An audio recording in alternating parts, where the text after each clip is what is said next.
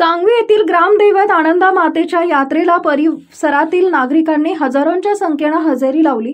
मातेच्या दर्शन व नवस पूजेसाठी हजारो भाविकांनी रात्री उशिरापर्यंत एकच गर्दी केली होती। यात्रा उत्सवात लाखो रुपयांची उलाढाल झाली। शिरपूर तालुक्यातील सांगवी गावची ग्रामदैवत असलेल्या आनंदा मातेची यात्रा उत्सव आदिवासी भागातील ही एक मोठी एकमेव यात्रा आहे। 2 दिवस चालणारी ही यात्रा बुधवार दिनांक 4 डिसेंबर पासून अरुणावती नदी पात्रात भरते।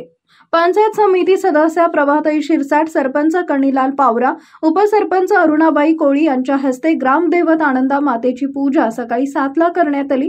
यात्रेनिमित्त भाविक मोठ्या संख्येने उपस्थित होते। नवसाला पावणारी देवी म्हणून ख्याती असल्याने भाविक नवस फेडण्यासाठी येत असतात। यात्रेत लहान मोठे व्यावसायिकांनी दुकाने थाटली होती।